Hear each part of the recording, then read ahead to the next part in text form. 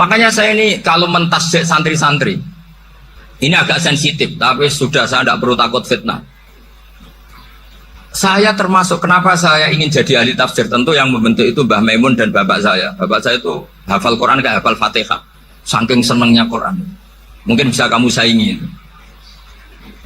Itu adalah orang kafir itu bisa paham Quran. Itu sangat menyinggung saya. Orang kafir itu bisa paham Quran. Bismillahirrahmanirrahim. Saya mau cerita sebentar tentang khol. Dulu 84 guru saya Kiai Haji Maimun Zubair, semua mas saya se-Indonesia rawuh ke sini untuk muktamar, termasuk bapak kandung saya Kiai Haji Nur Salim ikut datang, ikut menyaksikan betapa pondok ini zaman itu masih Ki As'ad jadi tonggak sejarah penting dalam NU, yaitu kembali ke Khittah 26. Kita tahu NU dulu itu ormas, kemudian era Gus Wahid jadi partai politik, era Gus Dur karena saran beberapa kiai, wafi muqaddimihim ada Kiai As'ad, Kiai Ahmad Siddiq dan beberapa kiai kembali lagi ke Khittah 26, yaitu menjadi ormas, organisasi masyarakat yang menaungi, yang mengayomi, yang menganjurkan mazhab ahli sunnah wal jamaah. Tadi Gus Azaim cerita betapa pentingnya para pendiri, para muassis yang diibaratkan sebagaimana pohon.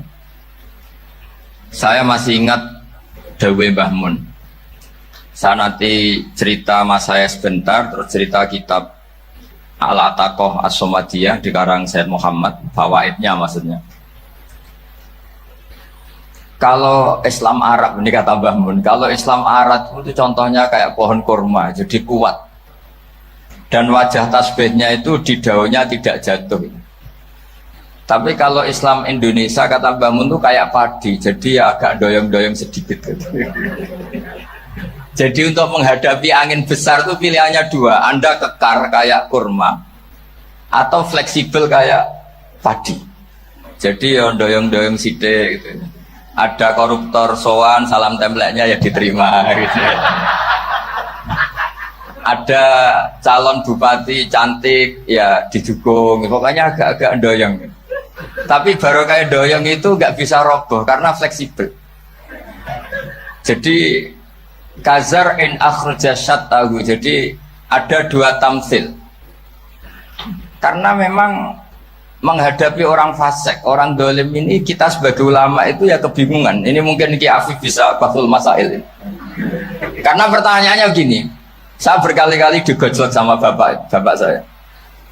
Berteman orang fasik hukumnya gimana? Pasti dijawab haram. Tapi kalau pertanyaannya dibalik, membina orang fasik hukumnya gimana? Baik. Dan bisa membina kalau berteman.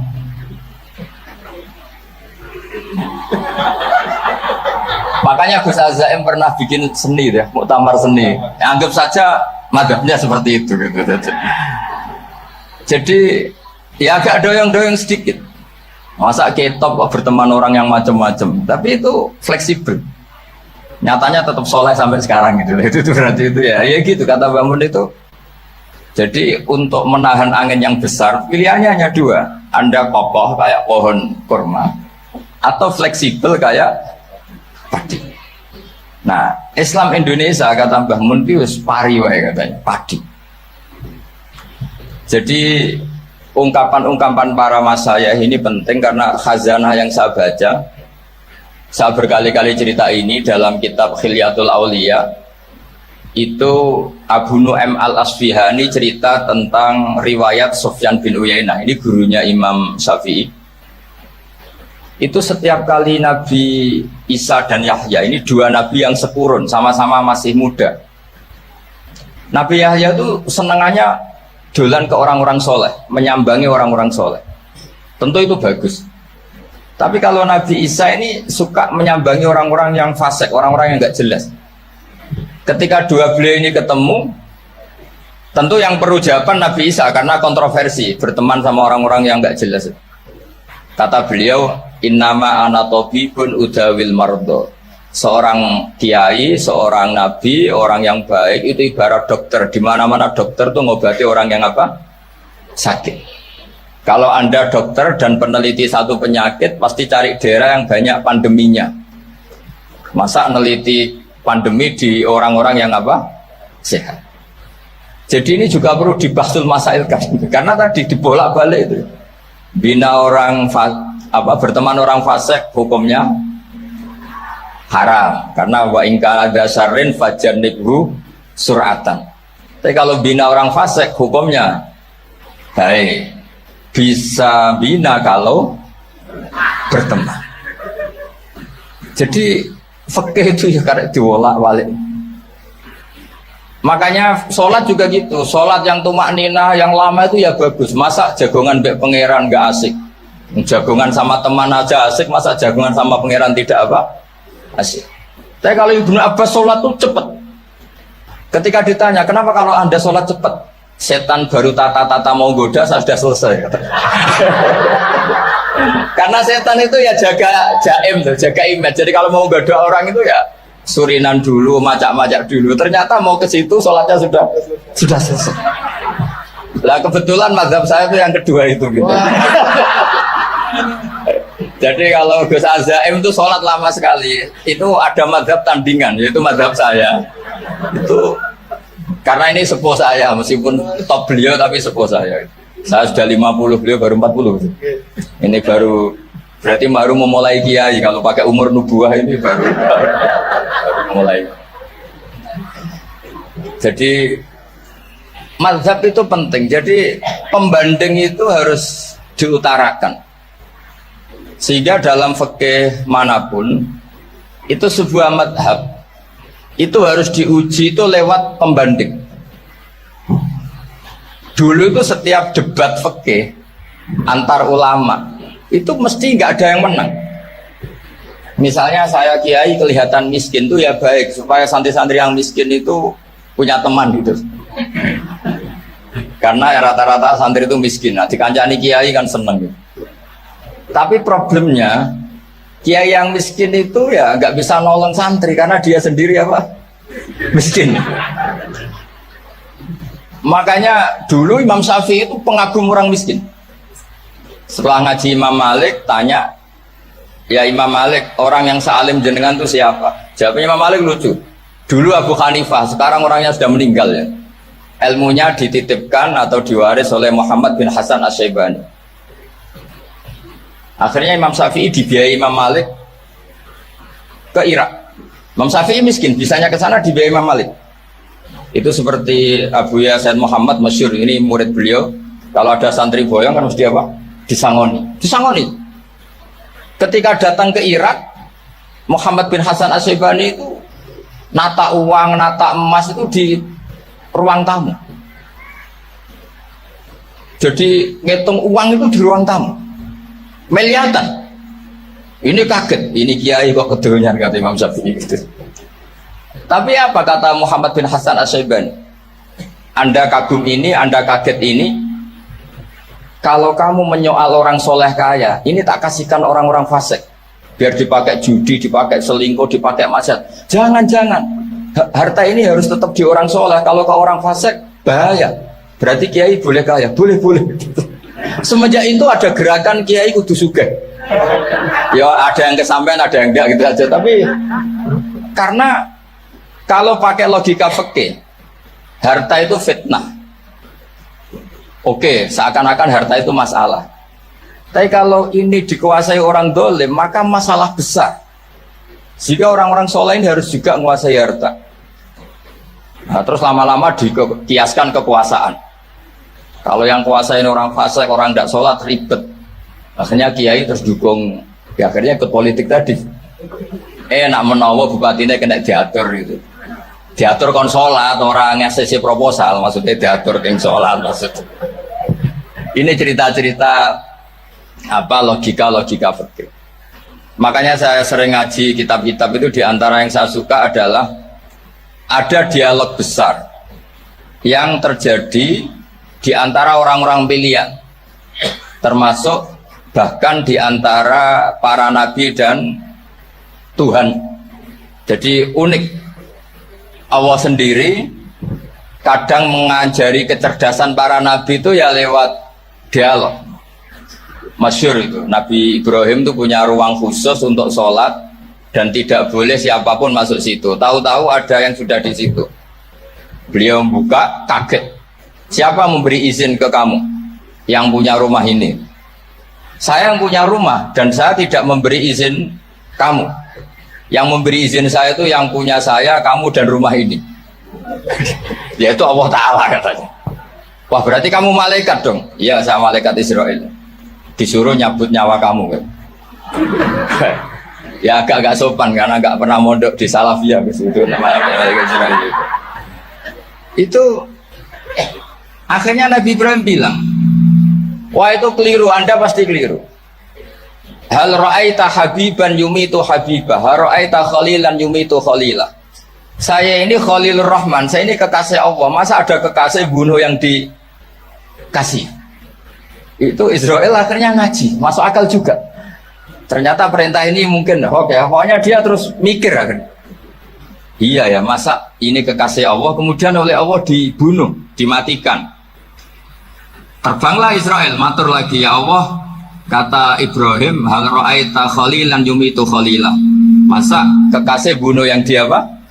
Kasih. Kayaknya masuk akal Gusti. Mulai ngaji lah kira-kira gitu. Akhirnya oleh Allah dijawab, ya sudah begini, kamu datang ke Ibrahim bilang, hal ra'aita habiban yakrahu ayyalqa habibah. Masa kekasih tidak siap ketemu yang dikasih? Nah, jadi akhirnya Nabi Ibrahim, Israel datang lagi. Logikanya sekarang enggak gitu, begini katanya diajarin. Hal ra'aita habiban yakrahu ayyalqa habibah. Masa kekasih tidak siap ketemu yang dikasih? Kata Ibrahim, oke, ya, terus mau meninggal. Jadi kalau jenengan cinta betul sama Allah ya harus, ya tidak usah, jangan sekarang tapi. Kalau mati di rumah aja, kalau di pondok ngerepotnya kiainya nanti itu. Tapi nanti setelah punya cucu banyak lah. Nah, barokahnya baca ini, dialog-dialog orang pilihan ini akan tersibak. Karena tidak dalam semua kebaikan itu nggak ada logikanya, rata-rata ada logikanya. Misalnya begini, kalau Anda orang soleh, kemudian anak Anda pamit mau sekolah di Jerman, pilihan Anda mengizinkan apa enggak? Karena potensi jadi fasik ya tinggi, karena di tempat-tempat mas. Potensi berdakwah dari daerah yang untuk daerah yang tidak ada dai-nya menjadi ada. Itu mesti ulama itu berdebat. Misalnya punya anak pamit mau kembali atau keluarga. Yang satu cara berpikir optimis. Awal ada dai di beberapa negara Eropa itu ya barokahnya imigran, pekerja, mahasiswa. Dan semua itu bumi Allah, harus ada tasbih, harus ada tahmid. Dan itu harus dimulai dari kemauan atau mengizinkan anak asuh kita ke sana. Tapi di sisi yang lain potensi jadi fasik itu tinggi sekali. Pemana iman pas-pasan. Nah hal-hal seperti ini itu pasti jadi perdebatan. Dan kita harus menjawab. Dan tadi kayaknya di semua Basul Masail, Pondok Salafiyah jawabnya pede semua, nggak ada ragu, nggak ada khilaf. Baguslah kalau pede. Meskipun nanti mungkin ada ulama lain yang cara berpikir apa? Berbeda. Sehingga ini saya cerita ya. Sehingga di kitab-kitab fikih, misalnya saya kok hidup di Bali sudah punya komunitas ngaji, itu kok saya pindah ke Sukorejo sini, banyak ulama yang mengatakan haram karena membiarkan bumi Allah yang sudah pernah ada orang yang sujud kemudian ditinggalkan kosong dan kemudian dikuasai orang yang tidak sujud, jadi dianggap itu pembiaran. Jadi banyak di kitab Qalyubi, sarahnya Mahalli, jika ada seorang muslim yang hidup di negara orang kafir, dia nyaman, tidak dapat teror, itu nggak boleh lagi pindah ke negara Islam yang sehat. Karena takutnya li'alla yastau li'al kafir tilkal buk'ah, supaya bumi itu tidak dikuasai orang kafir. Jadi ini hal-hal yang para fuqaha itu harus berdebat. Karena ini masalah-masalah furu'iyah. Sehingga mulai dulu ya banyak ulama yang nyun sewu berpolitik, mulai Wali Songo sampai sekarang alhamdulillah yang minat banyak. Mungkin bedanya ikhlas sama tidaknya. Tapi kalau saya pernah dikeluhin utusan dari ya komunitas lah, komunitas Islam Indonesia itu dulu itu ceritanya banyak yang dari Kamboja. Dari kalau dulu orang cerita itu orang Cempa.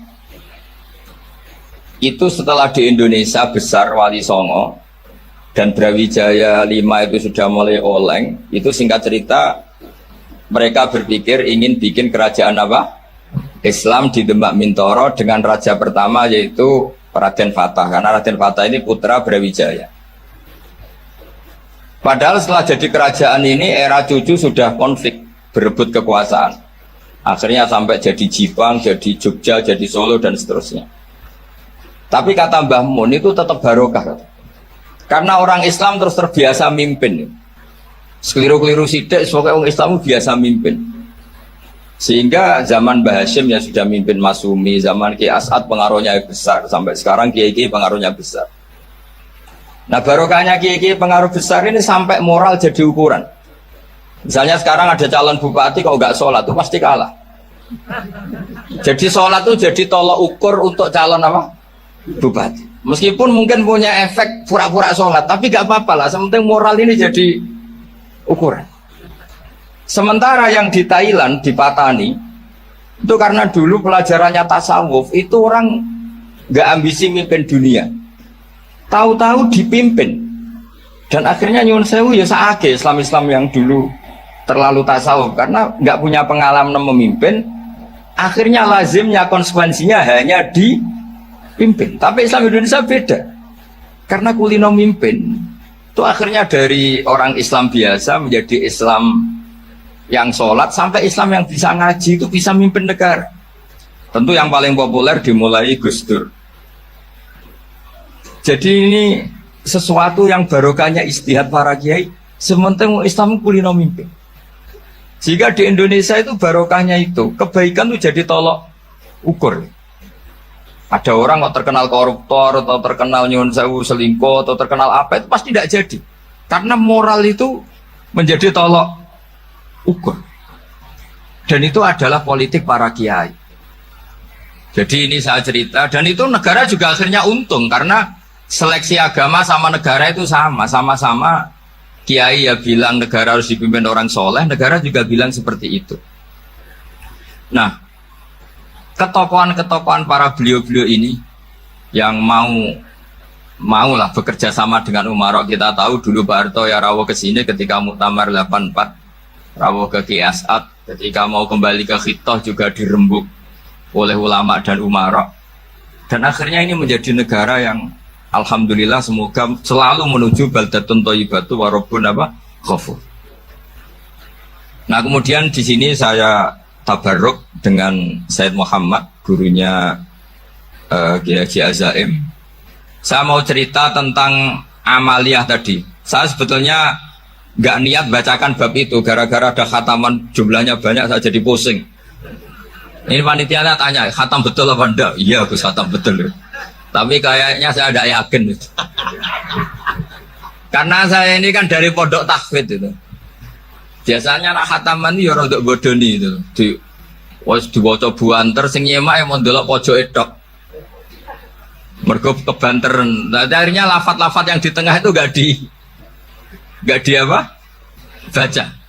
Tapi ya semoga dimaafkan Allah. Yang jelas itu enggak. Tapi saya mau cerita ya. Jadi cara berpikir Said Muhammad ini nanti juga saya teruskan di Ma'had Ali. Ini saya baca ya.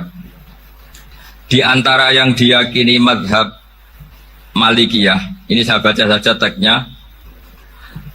Jadi ada riwayat namanya, kalau Said Muhammad bahasakan itu Ataqah Somadiyah. Kalau di Indonesia kadang orang bilang Al-Ataqah Al-Kubro, yaitu dengan membaca surat Ikhlas. Di sini jumlahnya hanya 100 kali, Kilas 1000 kali. Tadi berapa teman? 700-an. 700 juta ini sudah susuk banyak ini. Di sini hanya 40, riwayat lagi 100, 1000. Terus sampean tadi berapa? 800 juta. Wah ini sudah susuk ini. Itu anak cucu sampean pasti masuk surga itu kalau gitu. Ini saya baca, ini kitabnya Sayyid Muhammad ini. Suratul Ikhlasi wal Itqu minan nar. Akhrajat Tabrani fil Kabir an Fairuz ad-Dailami wa wa ibnu Ukhtin Najasi. Waqat khadaman Nabiyya sallallahu alaihi wasallam. Orang ini jadi khadimnya Nabi. Qala Rasulullah sallallahu alaihi wasallam, "Man qara'a qul huwallahu ahad mi'ata marratin fi shalat aghairiha katabahu lahu bara'atan minan nar." Ini hanya berapa ini? Mi'ata marrah. Berarti kalau satu orang itu cukup 100. Tadi sudah untuk 7 turunan tadi untuk orang bro. Ya, untuk 7 turunan cukup. Untuk 7 turunan. Ya, sudah susuk ini sudah susuk ini. Aduh, ini. Nah ini tak cari pembenarannya ini supaya keren. Ini di halaman 188 Abwabul Farad. Warwa Ibrahim bin Muhammad al-Khiyari fi fawaitihi an Hudzaifah marfu'an. Man qara'a qul huwallahu ahad alfa marratin faqad ishtara nafsahu minallah. Berarti 100, ada riwayat lagi 1000. Nanti tak carikan lagi yang berapa? 1 miliar mungkin. Jangan banyak-banyak. Nah ini saya baca ya. Wa hadzal adatu huwa al-ma'rufu bi ataqatis somadiyah. Wa qad nassa jama'atun mutaakhiril malikiyah ala istihbabi ataqatis somadiyah. Wa haddu ala qiraatiha wa istimaliha. Minhum Asy-Syaikh Abdus Salam Al-Asmar saat terus ini. Jadi kullu haula'i istahabbu ataqatas somadiyah ma'atirafi ba'dihim kal misnawi bi syiddati fi hadisiha.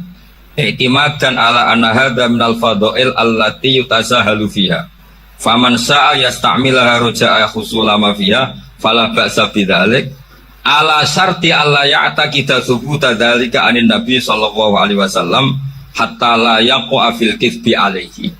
Jadi intinya itu silahkan Anda bikin jumlah sesuai versi Anda. Yang penting Anda jangan kampanye kalau itu perintah Kanjeng Nabi Muhammad sallallahu alaihi wasallam. Karena kalau kamu atasnamakan Nabi kemudian jumlahnya sampai 800 juta, berarti Nabi mengajarkan masyaqqah pada umatnya. Jadi cukup yang riwayat itu di sini hanya 100 sama 1000. Jadi kalau jumlah tadi untuk 7 apa? Turunan. Jadi kamu harus ditutup dengan doa, ya Allah, semua itu bukan untuk saya tapi untuk 7 turunan. Tolong catat ya Allah. Karena itu. Jadi artinya gini loh ya, orang Indonesia yang sering meraktekkan ataqosomadiyah itu bukan tanpa dalil. Ternyata dalam mazhab Maliki, saya masih ingat ketika mbah saya kandung, bapaknya bapak, asmane Mbah Nur Syam, itu wasiatnya minta dibacakan 4000. Yang baca pas itu ya bapak sama anak-anaknya. Dan kemudian alhamdulillah zaman akhir itu mulai agak ngawur. Kalau ada acara itu wong liya kon maca anake mlebu metu gak melok maca. Itu keliru, saya jamin itu keliru. Saya sering kalau mimpin di rumah, kalau yasinan di tonggo-tonggo kok anaknya gak maca saya keluar. Bapakmu wong liya kon maca kata saya gitu. Jadi itu menurut saya itu yang jelas saya sampai ngisi begini. Yang ada riwayatnya itu idza mata ibnu adam min qata amaluhu illa min salasin shadaqatin jariyah au ilmin yuntafa'u bi awaladin sholihin yatullah. Itu tidak ada di hadis au kiyayin sholihin yatullah. Yang ada itu awaladin apa? Sholihin. Jadi anaknya harus ikut, kalau tidak ada usaha. Akhirnya anaknya dawuh nggih Gus nggih. Akhirnya tak kei jagung paling akeh kula mendet sithik. Wong aku ora anake. Kadang-kadang enggak, orang lain baca buahnya anaknya mau mlebu metu mau enggak manggakno tamu mbek rokokan. Itu harus ditobatkan itu. Keliru itu. Karena nasnya bukan auqiyayin sholihin tapi awaladin sholihin. Ini bukan provokator, ini memang ya seperti itu. Nah, terus tentang tadi la ilaha illallah yang didawuhkan Gus Azaim. La ilaha illallah itu penting sekali, cuma saya mohon itu dielmoni lah. Jadi dulu kalimat ini menjadi spesial karena dielmoni, karena dimulai dari fa'lam annahu la ilaha illallah. Terusannya ayat tuh wastaghfir li dzambika walil mu'minina wal mu'minat. Saya ulang lagi ya. Terusannya ayat tuh wastaghfir li dzambika walil mu'minina wal mu'minat. Makanya menurut mazhab Syadzili, kamu disuruh baca la ilaha illallah dulu, jangan istighfar dulu. Saya ulang lagi ya. Dalam mazhab Syadziliyah itu la ilaha illallah dulu, nggak boleh istighfar dulu. Alasannya masuk akal. Orang yang kafir 70 tahun itu sekali baca la ilaha illallah itu langsung yughfar lahum ma qad salaf. Sehingga la ilaha illallah sendiri sudah punya kekuatan supaya dosa kita diampuni. Qul lil ladzina kafaru iyantahu yughfar lahum ma qad salaf. Cara menghentikan kekafiran gimana? Dia melafadzkan la ilaha illallah. Ini kalimat yang begitu saktinya sampai orang yang kafir puluhan tahun itu dosanya semuanya terhapus hanya karena melafadzkan la ilaha illallah.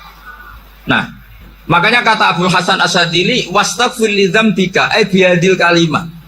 Seseorang sah diistighfari itu kalau melafadzkan la ilaha illallah. Misalnya ada orang kafir mati kafir, sah nggak anak cucunya mengistighfari dia? Nggak sah karena belum melafadzkan la ilaha illallah. Makanya kata Abdul Hasan Asyadzili wastaghfir li dzambika ay bihadil kalimat. Sehingga lafadz ini spesial betul. Tapi kadang-kadang beberapa mursyid cara berpikir lain. Ini kalimat thayyibah harus dibaca orang suci sehingga mendahulukan apa? Istighfar. Untuk supaya pas ngelafatkan kalimat thayyibah sudah dalam keadaan apa? Suci. Itu juga masuk akal.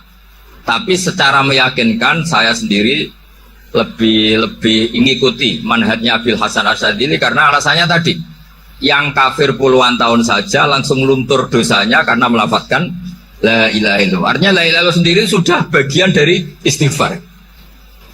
Nah, ya tadi buktinya fa'lam annahu la ilaha illallah terus wastaghfir li dzambika walil mu'minina. Jadi orang sah diistighfari itu setelah dipastikan sah tauhidnya. Jadi setelah tauhidnya sah yaitu la ilaha illallah baru sah apa? Diistighfari. Sehingga orang kafir, saya ulang lagi, orang kafir yang mati kafir anak cucunya tidak boleh apa? Tidak boleh menistighfar. Terus saran saya kedua, la ilaha illallah itu filosofinya itu nafyun li uluhiyati ghairillah wa isbatun li uluhiyatillah wahdah. Filosofi la ilaha illallah itu gimana? Menafikan semua selain Allah itu tidak Tuhan dan hanya menuhankan Allah semata. Nah itu caranya gimana? Caranya kita harus terbiasa ini karena tadi saya dibilangin panitia ini rata-rata mustameknya atau mustamiatnya ini santri. Caranya gimana? Dilatih pakai logika. Saya berkali-kali cerita kalau ngaji, saya sekaligus kampanye. Allah itu Tuhan yang begitu fair. Untuk menjadi Tuhan Allah mempersilahkan, ada kualifikasi Tuhan. Jadi boleh dikompetisikan itu boleh kata Allah. Gak apa-apa kamu ngaku Tuhan gitu kata Allah. Tapi nak ngaku pangeran itu paling gak ya direputasi lah. Ada verifikasinya. Dimulai dari apa? Ya kalau jadi Tuhan itu setidaknya bikin langit bumi lah. Aturannya gitu.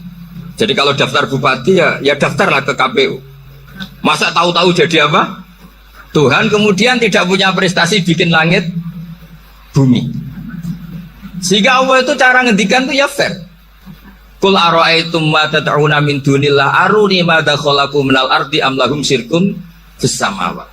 Coba yang kamu tuhankan selain saya, prestasinya apa? Ketika saya bikin bumi itu apa ikut bikin? Terus am lahum syirkun fis samawat. Kalau bikin langit, kalau nggak bisa ya urun lah gitu. Urun semen apa urun bego, pokoknya urun lah gitu. Urun ora, gawe bumi ora, ngerti-ngerti ngaku jadi pangeran. Kul hatu burhanakum. Jadi ya kan ya lucu kan, misalnya syarat kiai di Salafiyah kan keluarga Kiai As'ad, cucunya ngaji ngalim. Orang keluarga Kiai As'ad sebenarnya aku kiai utama di Salafiyah. Oh mesti di penjara ya. Lah yo gak gawe langit bumi, gak ada prestasi terus ngaku sebagai apa? Tuhan. Sehingga fair. Makanya saya berkali-kali cerita. Jubair bin Mut'im itu punya anak namanya Muhammad. Ini sudah orang alim, Muhammad bin Jubair bin Mut'im. Itu cerita awala Islami Abi. Mut'im itu orang pinter sekali. Saking pinternya dia jadi delegasinya orang Quraisy datang ke Rasulullah sebagai negosiator untuk membebaskan Asra Badrin, tawanan perang apa? Badar. Yang namanya disuruh itu pasti orang pinter. Tapi apa yang terjadi ketika nginep di masjid, karena zaman itu gak ada hotel, nanti jadi geger. Orang musyrik nginep di masjid hukumnya gimana? Bahsul masail tok. Zaman itu mau tidak mau. Kalau sekarang kan ada hotel, kiai juga punya wisma. Apa yang terjadi? Orang ini cerdas sekali. Dan delalah Nabi pas sholat maghrib itu baca wattur wa kitabi mastur sampai am khalaqus samawati wal ard. Ya kalau kamu jadi Tuhan ya setidaknya menciptakan langit bumi lah. Namanya jadi Tuhan ya ada persyaratan kan. Paling tidak punya reputasi menciptakan langit bumi. Atau kalau jadi Tuhan setidaknya reputasinya itu enggak diciptakan yang lain. Am khuliqu min ghairi syai'in. Ini jadi Tuhan kok punya bapak, punya ibu. Ini jadi Tuhan kok lahirnya di bumi. Ada tanggal lahirnya, ada tahun. Masa jadi Tuhan kok dulu buminya? Oh ya walhasil tuh. Akhirnya Nabi ketika salam sholat maghrib, dia datang. Ya Rasulullah, akalku habis oleh ayat yang barusan kau baca. Sudah saya Islam saja. Argumentasi selain Allah Tuhan itu batal. Itu, nah saya mohon santri-santri salafiyah itu baca Quran sampai seperti itu. Jadi jangan hanya khataman banyak-banyakan maksudnya. Ini bukan nyindir, ini ngamuk ini. Jadi ya khatamannya tadilah 1000 atau berapa lah, jangan banyak-banyak. Juga kasihan malaikat yang nyatet kan. Wong baru subhanallah alhamdulillah aja di teks hadisnya at-abad al-malaikah gak ditetek. Itu baru subhanallah alhamdulillah itu sudah mencapaikan malaikat. Makanya saya wiridan tuh arang-arang kasihan malaikat karena nanti jadi itu ya ada madhabnya itu. Jadi kalau Gus Azaim sholat lama tak saingi sholat cepet itu sama-sama ada madhabnya. Yang cepet kayak saya tadi, setan pas tata-tata mau goda pas rukuk saya sudah itidal, mau goda itidal saya sudah sujud, pusing dia. Tapi jangan tiru, ini madhab yang agak-agak khusus lah, sudah cara orang Madura agak khilaf itu. Khilaf ya, khilaf ini agak khilaf ini sudah. Tapi saya ingin lah, sampean kalau ngaji Quran itu dilatih berlogika. Jadi Allah itu fair. Nggak apa-apa kalian ngaku Tuhan tuh nggak apa-apa, tapi tunjukkan prestasi kamu apa. Aruni ma dakhalaqu minal ardi am lahum syirkun fis sama. Am khalaqus samawati wal ard. Diulang lagi, am khuliqu min ghairi syai'in. Setidaknya kalau jadi Tuhan itu ya nggak butuh yang lain lah. Masa jadi Tuhan kok wujudnya saja butuh orang lain, butuh bumi, eksistensinya butuh makan, butuh minum. Makanya Allah cara meniadakan uluhiyah selainnya itu Allah itu redaksinya itu mengena sekali. Yaitu tadi dengan cara-cara seperti itu. Sebagian ayat disebutkan ma asyattuhum khalqas samawati wal ardi wala khalqa anfusihim. Wong Tuhan kok nggak punya reputasi bikin langit, bikin bumi, bahkan untuk menciptakan diri saja nggak bisa. Ya sudahlah, kamu nggak usah ngaku Tuhan, nggak level katanya tahu gitu. Akhirnya terus ditemukan Tuhan yang sejati, yaitu wal awwalu wal akhiru wal dhahiru wal batin. Nah, itu yang Mut'im ini tadi termasuk orang yang sangat cerdas sekali. Padahal itu bacanya bukan pas bahsul masail, enggak. Nabi pas sholat maghrib. Juga bukan pas ceramah, enggak. Tapi itu didengarkan. Makanya termasuk ini spesial untuk hormat saya kepada Ki As'ad. Makanya saya ini kalau mentasjek santri-santri, ini agak sensitif, tapi sudah saya tidak perlu takut fitnah. Saya termasuk kenapa saya ingin jadi ahli tafsir, tentu yang membentuk itu Mbah Maimun dan bapak saya. Bapak saya itu Hafal Quran kayak hafal Fatihah. Saking senangnya Quran. Mungkin bisa kamu saingi itu. Itu adalah orang kafir itu bisa paham Quran. Itu sangat menyinggung saya. Orang kafir itu bisa paham Quran. Ketika Umar Islam itu karena mendengar apa coba? Mendengar apa? Quran. Dan itu masih kafir apa sudah Islam? Masih kafir karena kalimat-kalimat yang di Quran itu begitu jelas wal kitabil mubin sehingga didengarkan orang kafir pun tuh ngefek. Makanya ketika Umar datang ke saudari putrinya kemudian dengar toha ma anzalna alikal Quran apa litasqa, itu dia terus iman. Begitu juga Mut'im. Itu ketika dengar Nabi baca surat At-Tur ya langsung iman. Makanya kata Ibnu Jarir At-Tabari, kamu jangan pernah bilang gini, syaratnya paham Quran itu harus alim, harus gini. Lah nanti berarti orang kafir punya alasan di depan Allah, ya Allah, engkau ngandani kami dengan Quran yang nggak bisa difahami kecuali alim dulu. Lah saya alim gimana? Nggak pernah mondok. Mondok gimana? Saya kafir. Jadi artinya gini loh, kata Ibnu Jarir At-Tabari, Allah tidak mungkin mengatakan gini, ifhamil Quran bima la fahmalaka. Quran itu harus kamu fahami. Sementara orang kafir karena lafadznya Quran khusus nggak bisa memahami. Makanya Quran itu dibaca. Itu banyak orang kafir yang menjadi muslim karena mendengar apa? Al-Quran. Padahal kafir. Nah termasuk tadi Muhammad bin Jubair bin Mut'im ini itu menjadi Islam ya karena mendengar Quran. Padahal dia saat itu masih apa? Kafir. Karena tadi logika misalnya nggak paham secara lafadz Arab. Sekarang misalnya nyuwun sewu ada orang ateis. Saya pernah didatangi seorang ateis yang nggak percaya Tuhan. Saya mau Islam Pak Ba, asal Anda bisa menjelaskan Tuhan itu siapa.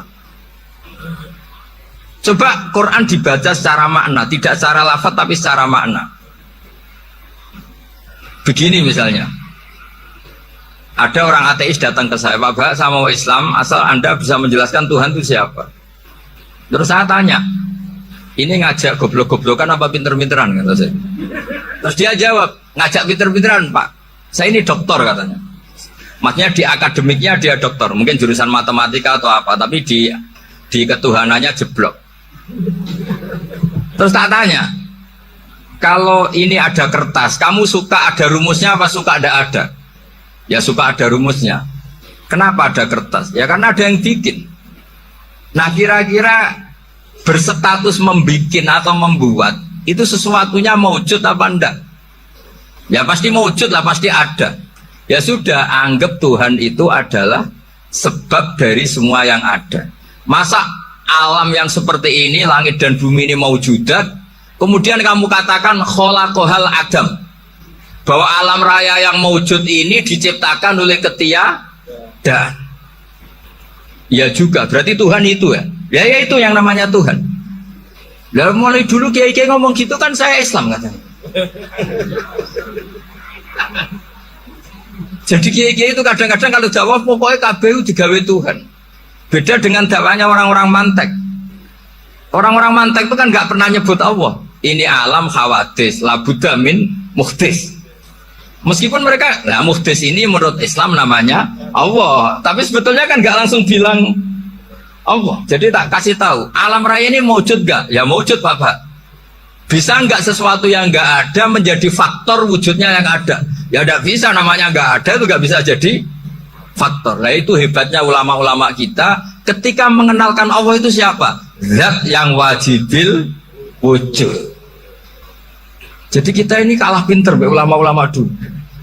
Ya alhamdulillah kalahnya sama ulama dulu. Kalau kalah sama ulama sekarang isen Pak.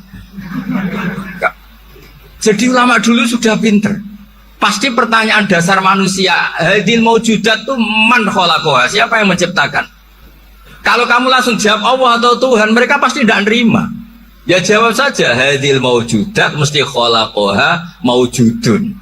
Nah berhubung maujud ini berstatus pencipta harus super.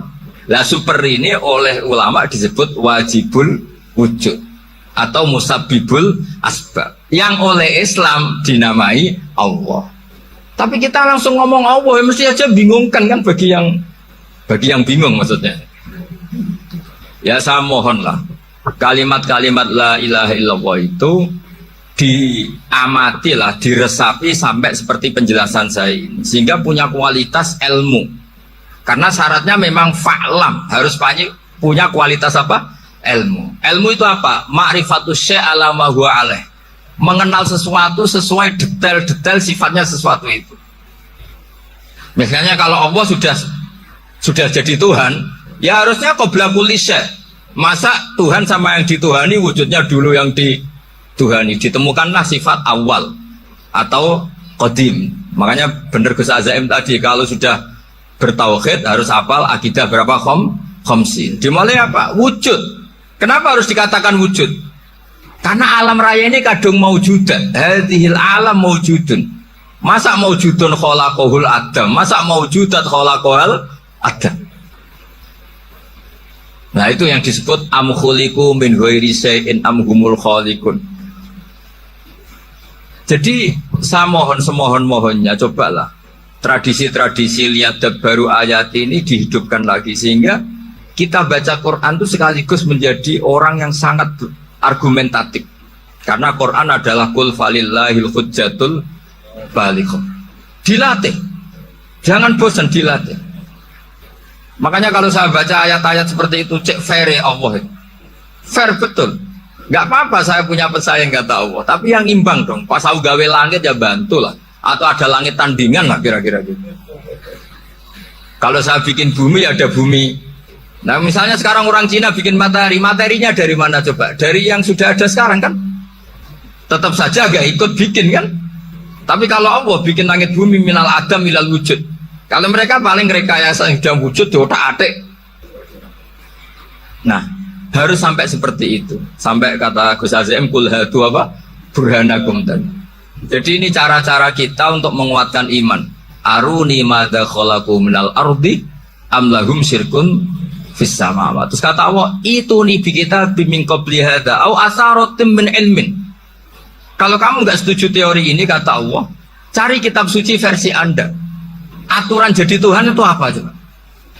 Ya tetap saja semua kitab suci akan mengatakan di mana-mana Tuhan itu pencipta langit dan bumi. Jangan yang lahir di bumi jadi Tuhan. Jangan Lata Uzza jadi Tuhan. Jangan karena sakti jadi Tuhan.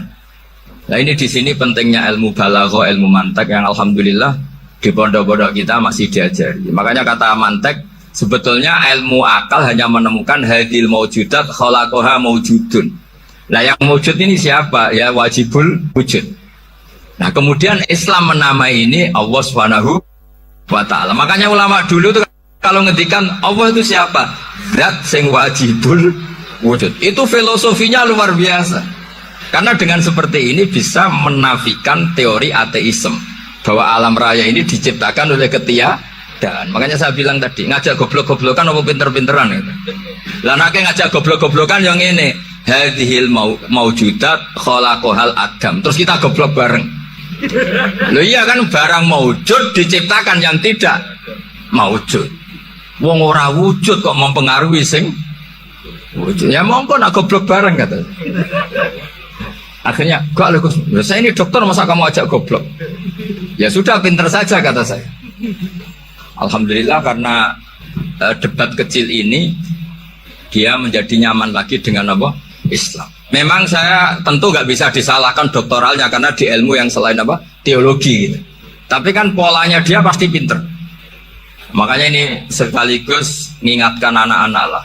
Kecakapan menjelaskan itu harus dilatih karena diantara kelebihannya Quran itu wal kitabil apa? Mubin, yaitu kitab yang punya kemampuan menjelaskan. Ini yang terakhir saya beri contoh. Terakhir ini penjelasan Quran. Dulu orang kafir itu cara berpikir itu begini, Muhammad, urusan kita ini banyak, problem kita banyak. Masa iya urusan yang banyak ini cukup dengan satu Tuhan? Kalau problem banyak ya Tuhannya harus banyak. Ada Tuhan pohon, Tuhan hujan, Ya kayak Cina itu ada Dewi Kuan Im keberuntungan, ada yang sial, yang pokoknya diurus yang banyak lah. Maka mereka bilang aja'alal alihata ilaha wahida inda hadza la syai'un ujab. Ini aneh, urusan banyak kok Tuhannya satu, ini aneh lah. Tapi Nabi secara sabar, dan yang diomongnya orang kafir. Tidak anak Mahatali, orang kafir. Jadi nanti kalau anak Mahatali gak paham Quran, kebangetan orang kafir saja Pak. Akhirnya Nabi secara santai, secara rileks memberi penjelasan gini. Kalau Anda menjadi buruh, kalau orang Arab dulu bilang abdan, kamu suka nggak punya majikan banyak, perintahnya beda-beda, semuanya memaksa kamu untuk nurut. Sama punya majikan satu yang baik. Ya nggak suka lah Muhammad, kalau majikan saya banyak, semuanya berhak merintah saya, ada enak. Majikannya satu saja. Terus kata Nabi, Tuhanmu itu majikan kamu. Kalau Tuhannya banyak, kamu bingung. Nanti perintahnya banyak. Akhirnya mereka paham. Dan itu segampang itu Allah memberi penjelasan. Dorobawa masalah rojulan. Fihi syuraka umutasyakisuna wa rojulan salamal lirojul. Hal yastawiyahani masalah. Alhamdulillah. Langsung diberi analogi. Kalau kamu jadi buruh, punya majikan banyak, yang perintahnya beda-beda. Kemudian jadi buruh yang majikannya satu, kamu milih mana? Ya milih satu Muhammad. Ya sudah. Kalau Tuhannya banyak, perintahnya banyak, kamu juga bingung. Langsung menjadi faham. Nah, ketika ada orang tidak ikhlas, Nabi cara memberi penjelasan juga gampang.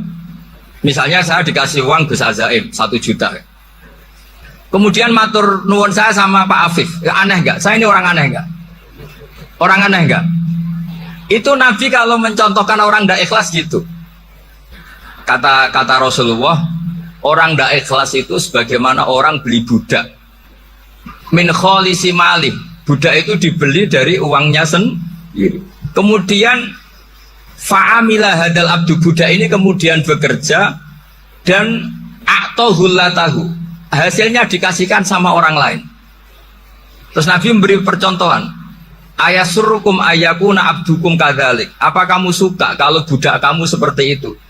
Dulu orang-orang dulu kan beli budak untuk disuruh bekerja, terus disuruh setor apa hasilnya.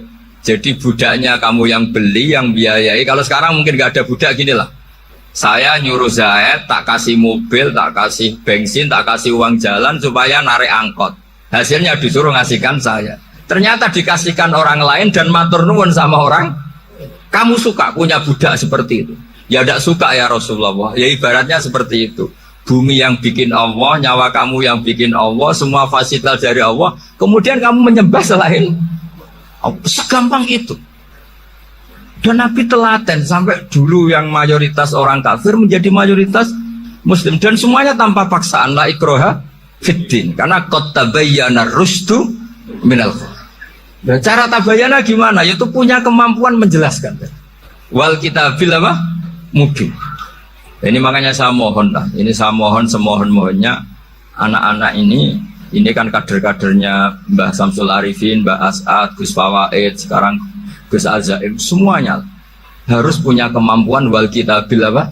Mubin. Sehingga diantara sifatnya Nabi itu fatona, punya kecerdasan. Nabi itu gak pernah debat kalah, meskipun sudah terdesak gak pernah kalah. Pernah Nabi itu ngendikan la adwa wala tiarata, tidak ada penyakit menular. Ada orang yang mungkin kurang suka iseng, ada onta yang sudah gudiken dijejerno sama yang waras, ternyata yang waras jadi gudiken. Akhirnya Nabi diundang lah kira-kira gitu. Ya Rasulullah, kata engkau gak ada penyakit menular, tapi ini onta yang gak gudiken tak jejerkan yang gudiken ikut gudiken, berarti kan menular. Nabi santai jawab, faman jarrobal awal, lalu yang pertama gudikan ketularan siapa katanya. Wah kalau ini asli Nabi, ya sudah seperti itu. Jadi ngiranya dia menang karena yang gudikan pertama nulari yang kedua. Ternyata Nabi tanyanya lagi, faman jarrobal awal, yang gudikan yang pertama siapa? Oh ini asli ya, maksud saya itu. Jadi Nabi itu gak pernah kan, karena Nabi punya apa? Fatona. Jadi saya mohon, ya tadi makanya ini efeknya tuh khatamannya nggak boleh banyak-banyak ya. Maksud saya kalau musim khataman ya nggak apa-apa, khataman banyak-banyak. Tapi kalau nggak musim khataman ya musim-musim tadabbur gitu. Tapi kalau ini musim khataman di monggo lah. Cuma saya kok kasihan malaikatnya tadi itu. Ya ngoten mawon, minta maaf. Assalamualaikum warahmatullahi wabarakatuh.